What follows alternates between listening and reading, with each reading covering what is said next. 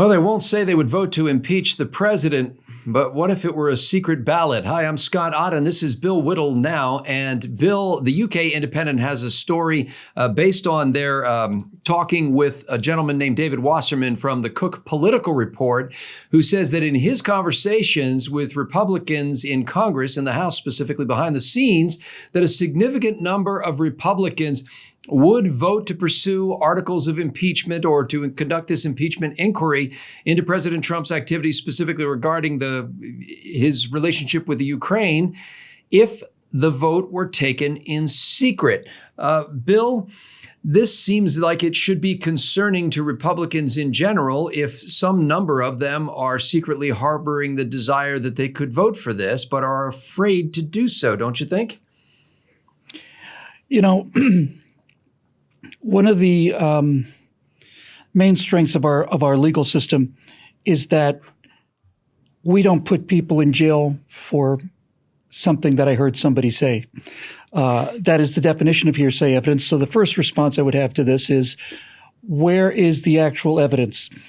He said he spoke to a few people. Did he speak to all the Republicans? How many Republicans did he speak to? When he asked them the question, how did he phrase the question? What was the phrase? What was the question inserted into what kind of conversation? And so on and so on and so on.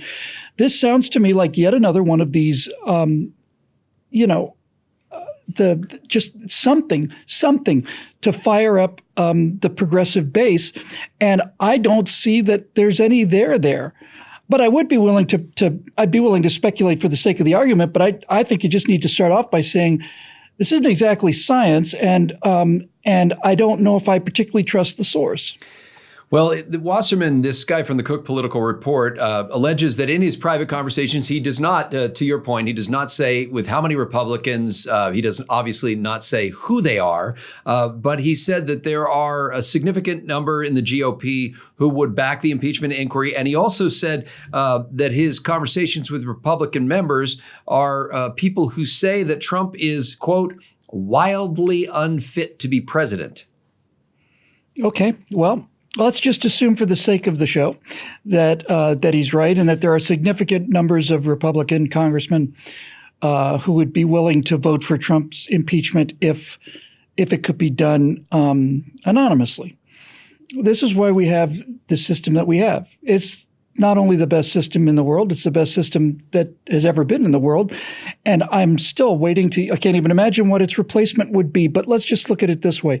The entire purpose of our government as it's set up is that we anonymously elect people who go to Washington. And then those people in Washington basically vote on our behalf. And since they're voting on our behalf, that vote is not only recorded, it's strictly recorded, and it is an essential part of how this democracy works.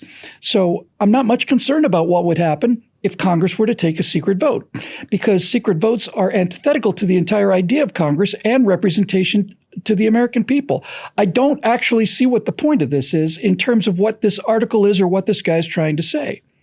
Well, I think what he's trying to say is that the idea that there is a uniform red wall, so to speak, of Republicans who are all in mounting a vigorous defense of President Trump is, at least in some part, due to the fear of what he refers to essentially as Trump's tweet torpedoes, that literally any of these people, were they to stand up and advance the idea that perhaps even an inquiry into articles of impeachment should be conducted, that Trump would destroy them and that his base would rally enough opposition to mount a challenge in the next election. His base is the people of the United States of America. That's who elected him president. And to say that a representative fears a tweet torpedo is putting a rather fine point on it. What the representative fears is not getting reelected back into the endless cycle of perpetual politicianhood that has existed in this country for quite a long time, is antithetical to the idea of this country. So when they say they're worried about a Trump torpedo, what they're worried about is if a Republican were to say, no, I think I'm in favor of this impeachment proceedings, he's worried that Trump would point him out by name, and I suspect he would, and he'd certainly be correct to do so, and I'd consider it a failure on his part if he didn't. But he's not worried about what Trump says about him. He doesn't care. What he cares about is he'd be cut off from the spigot of public largesse, and for some people, which throughout all of human history, across all cultures, for some reason, has always managed to attract the worst people as a general rule, not everybody, but as a general rule, the worst people in society seem to go into politics. So if the guy is saying, well, I'd vote for impeachment because I think he's unfit, but I'm not willing to say that in public, then you have automatically set up a violation of that particular member's oath of office. He's taken an oath to swear to defend the Constitution of the United States of America. If he feels that the president is absolutely wildly unfit to be president, it's his obligation, not his choice, it's his obligation to bring impeachment proceedings. And if there are Republicans who feel that Donald Trump is wildly incapable of being president, then those people have a duty to come forward and launch impeachment proceedings on their own. And if they don't, then one of two things is happening. Either they're telling a liberal what he wants to hear at a cocktail party, or they are placing their own personal political survival above the survival of the republic. One of those is disgusting, and the other one is actually treasonous. Well, Bill, you know as well as I do that over the past couple of years, members of Congress, the House and the Senate both have in many ways changed their tune compared to what historical republicanism stood for. For example, just a few years ago, you would have heard an outcry if Barack Obama had suggested what would be viewed as protectionist tariffs. But instead, the Republican Party has rallied behind President Trump. You would have heard an outcry to hear a Republican president stand up and talk about downsizing and getting America out of some countries where we've been in to ensure the peace in a rapid fashion. You would have heard an outcry among people saying that they don't want the president of the United States directly engaged with tyrannical regimes. And so in many ways, the case could be made that President Trump has struck fear into the hearts, not of the Democrats, but of his own party, so that everyone's afraid to cross him. And I wonder what that bodes for the future of a party, especially one that eventually won't have Donald Trump as president. Let's take them one by one. When you say Donald Trump supports punitive tariffs, it's true that kind of a remark across the board would have drawn a significant criticism from conservatives, myself included.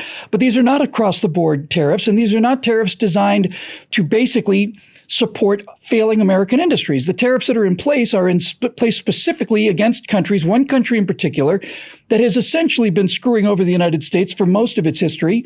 And I certainly don't feel like I'm changing my values by saying I'm awful glad he's putting a tariff on Chinese products after how I've seen the Chinese behave economically. But you know that Republicans would never have stomached the kind of talk that we're hearing now, which is the president saying that huge amounts of money is flowing into the U.S. Treasury as a result of these tariffs, knowing full well that that huge amount of money comes from the pocketbooks of Americans who are paying increased prices for goods that have been hit with tariffs. The question of whether or not these tariffs are a good thing or a bad thing for the American people, and I don't give a damn about whether they're a good thing or a bad thing for China, whether they're a good thing or a bad thing for the American people, hinges upon one thing. Do these tariffs, in their attempt to create a better or an attempt to make China play fair, do these attempts on the part of the world's largest economy to get the second world's largest economy to play by the rules harm or hurt the American people, or do they benefit the American people in the medium to long term? So I'm not buying that argument. Buying something is a choice. When you buy something, you make a choice to spend money on something, and that's your choice. But we're not talking about eliminating. We're not talking about a non-volitional obligation on the backs of the American people. We're talking about fighting back against a regime that has broken essentially not only every law that is widely accepted, but every simple accounting practice and every single in transaction that has any kind of a moral, substantial basis whatsoever. The entire spirit of free trade has been utterly corrupted by the Chinese, and that presents an enormous threat to this country. It's already done enormous damage to this country. It will continue to do enormous damage to this country until it stops. And it's not going to stop until the pain level gets high enough in China. And Donald Trump has decided to ratchet up that pain level. And I think that's not only appropriate, I think it's long overdue. Well, Bill, I hope the viewers will forgive me, because by going off into some specifics unrelated to the core topic of this show. I've really kind of distracted from the central point. Let me ask you a more direct question, specifically related to the point of this particular episode. What do you think would happen if the House held a secret vote on whether to pursue an impeachment inquiry into the activities of the president? If the House were to hold a secret vote, then I would personally demand the resignation of the House of Representatives. One of them. That's not what I'm asking. Let's just play the fantasy game here. We know that they're not going to do this, and in a way it cannot be done. Okay. Let's just play the fantasy game and say, if it were possible for Nancy Pelosi to say, we're going to take this vote as a secret ballot of the members, and they cast that secret ballot, how would it break out? The reason that we got sidetracked on the China thing goes directly to this issue. The idea that Donald Trump is unfit to be president of the United States, wildly unfit to be president of the United States. One of the examples you used was tariffs, and I showed, that, in my opinion, that those tariffs are not only not the mark of a lunatic, they're the mark of somebody who's actually playing ball for America. So I suspect that there are many people, many Republicans, who would like to see Donald Trump gone. I have no doubt about that whatsoever. And I don't know what the numbers are. And fortunately, we don't do secret votes, so I don't have to worry about this. But there are unquestionably a number of establishment politicians who'd like to see Donald Trump gone. And the question then becomes, why? We've already settled the fact that it's not about any ethical concerns they might have, because if they genuinely believe these things, then they would launch impeachment proceedings on their own and damn the torpedoes. They'd be doing what they thought was their patriotic duty, which they swore an oath to do. So since it's mostly just grumbling and complaining and whining, I suspect that what they're most upset about is that this guy does not play by the establishment rules of Washington, and that the way to look at this country is not as a contest between Republicans and Democrats, but a contest between the permanently elected political class and their entitlement and their sense of absolute authority versus the American people. It is not a red state, blue state battle. We really get down to brass tacks. It's inside the Beltway versus outside the Beltway.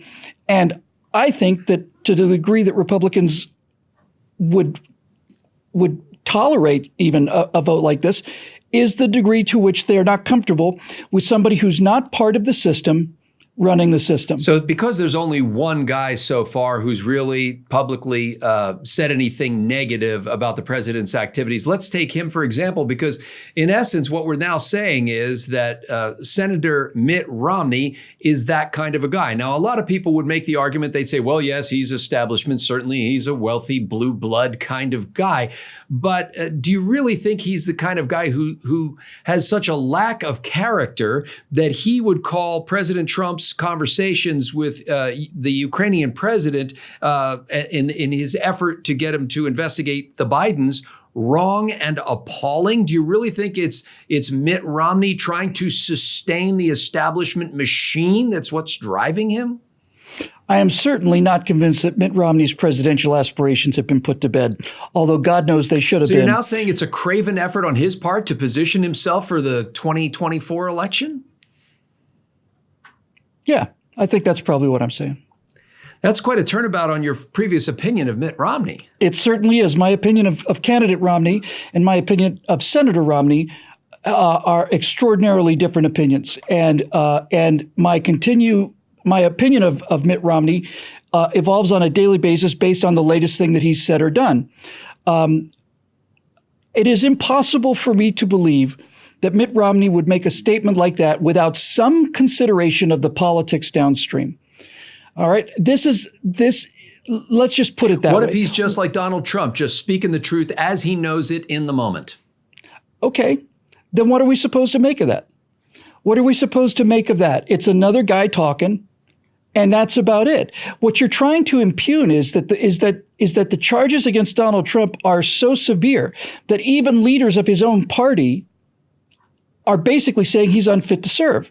And I'm saying that the only person who's called into question anything about this is this idea of not looking into this Ukraine thing is the only person that I can see in the entire political landscape outside of Donald Trump who appears to me to be wanting to take a 2024 seat. So maybe that's a coincidence. Maybe it's not. But well, in fairness to the leaders of the Republican Party, Mitch McConnell has effectively said that unless something radically changes, articles of impeachment showing up at the Senate chambers would be DOA.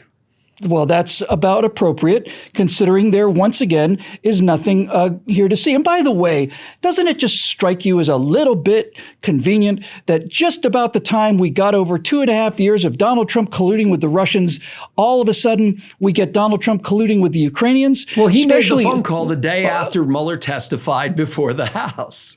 Especially interesting. In other words, he got back to business. I find it particularly interesting that the charges of Donald Trump's collusion with the Russians came from the Clintons, whose known collusion with the Russians is simply undeniable. It's undeniable. And I find it also interesting that this idea that Donald Trump has committed a great crime against the Republic by his dealings with Ukraine is coming from somebody who clearly said, you will fire this person looking into my son or else you don't get the weapons.